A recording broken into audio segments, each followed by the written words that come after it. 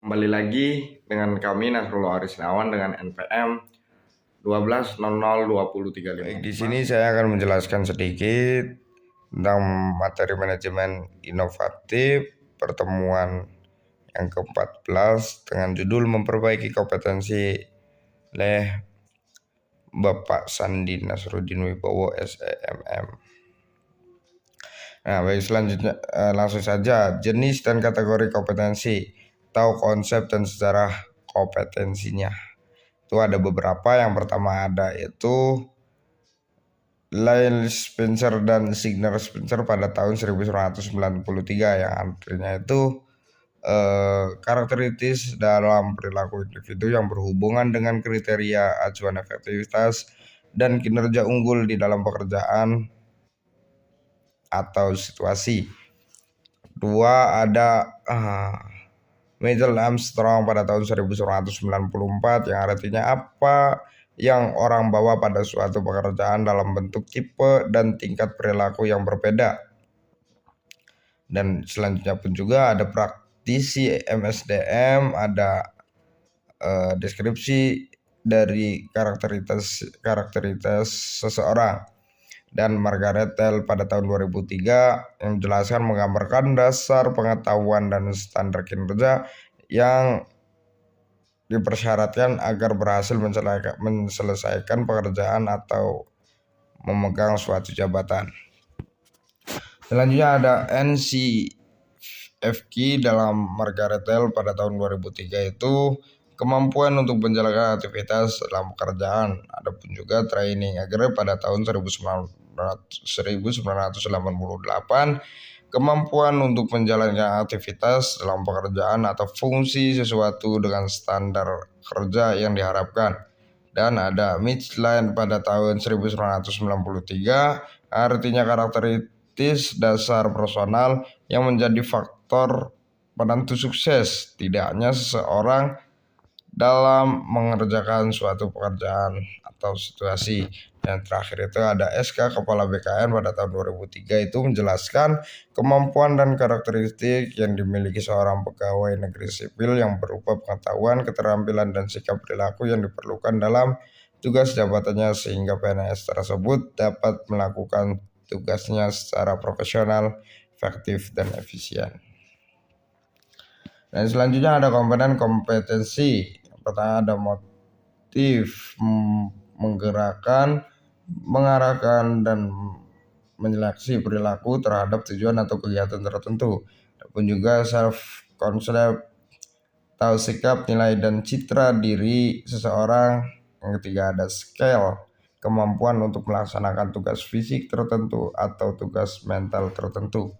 Keempat ada tren atau karakteristik fisik dan respon konsisten terhadap sebagai situasi atau informasi. Dan yang terakhir ada knowledge, pengetahuan atau informasi seseorang dalam bidang spesifik tertentu.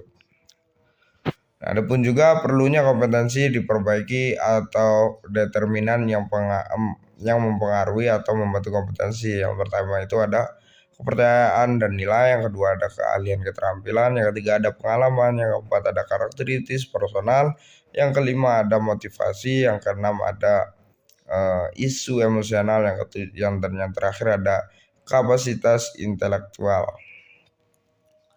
Selanjutnya ada tingkat perbaikan kompetensi, yaitu mudah untuk diperbaiki atau menggampangkan orang lain, efisiensi produksi, kerja tim, keahlian teknis, orientasi pelayanan, dan mengolah kinerja. Itu ada agak sulit diperbaiki, artinya orientasi hasil, kualitas keputusan, pengaruh penyelesaian konflik, pemikiran analisis kecerdasan, dan organisasional. Yang terakhir ada sulit diperbaiki atau inisiatif, inovasi, integritas, dan kejujuran, pengelolaan, tekanan kejiwaan, atau pemikiran konseptualis, fleksibilitas. Selanjutnya ada perbedaan kompetensi dan konsep lain.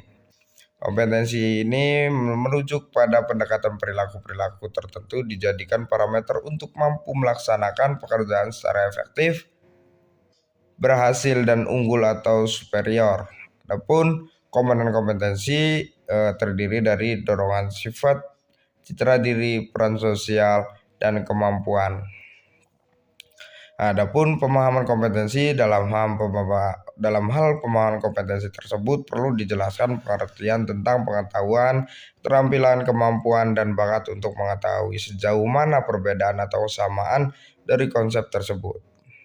Nah, pengetahuan seseorang yang bisa dikategorikan ke dalam dua jenis, yaitu pengetahuan yang disadari dan pengetahuan yang tidak dapat disadari.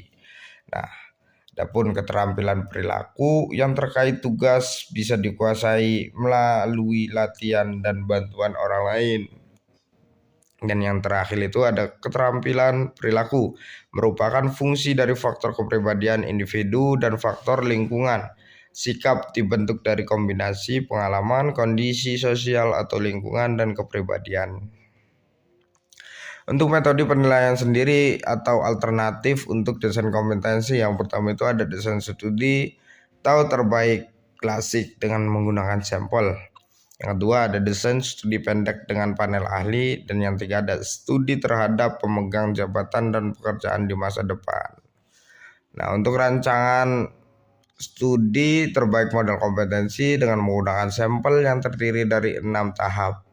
Pertama itu ada menetapkan kriteria-kriteria efektif. Kedua ada mengidentifikasi kriteria sampel. Yang ketiga ada mengumpulkan data. Yang keempat ada analisis data pengembangan model kompetensi. Yang kelima ada validasi model kompetensi. Yang terakhir ada mempersiapkan penerapan model kompetensi.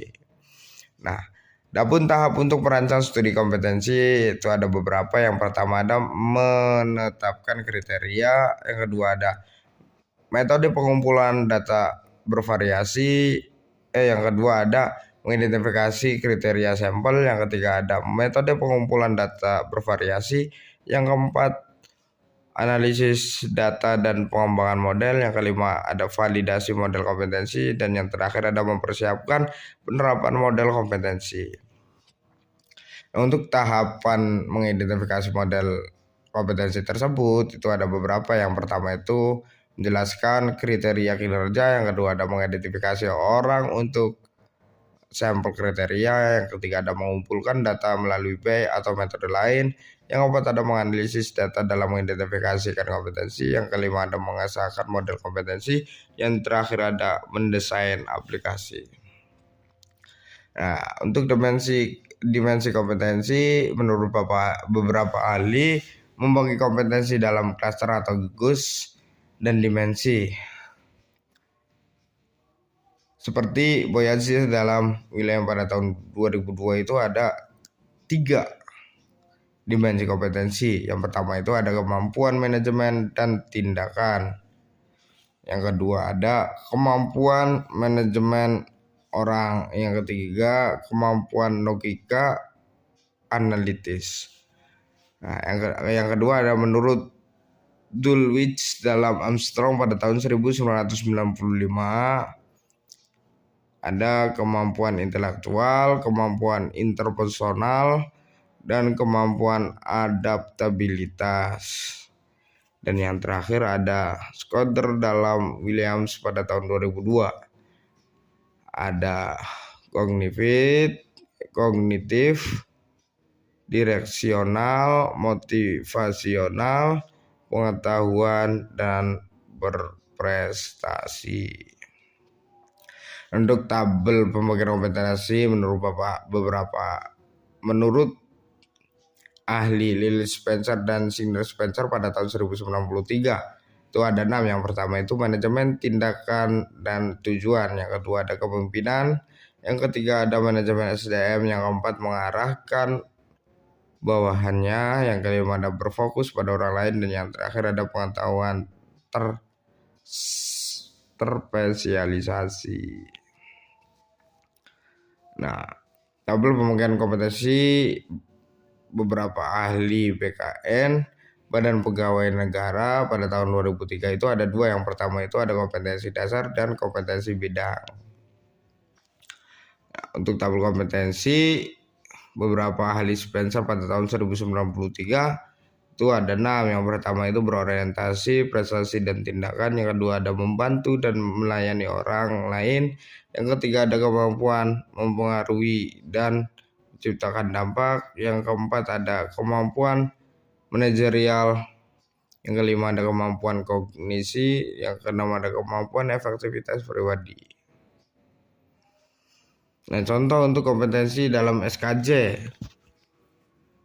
atau lembaga administrasi pada tahun 2014. Pertama itu ada kompetensi umum, adalah kompetensi yang bersifat soft skill yang mencerminkan cara valuasi dan harus dimiliki oleh seluruh pegawai. 2 ada kompetensi kepemimpinan yang artinya harus dimiliki oleh pejabat struktural eselon dan sampai yang terakhir agar mampu memimpin secara aktivitas. Dan yang terakhir ada kompetensi bidang atau teknis. Nah, untuk kompetensi yang harus dimiliki pegawai berupa pengetahuan, keahlian, dan sikap perilaku untuk melaksanakan tugas sesuai bidangnya. Terima kasih penjelasan dari kami, kurang lebihnya mohon maaf. Wassalamualaikum warahmatullahi wabarakatuh.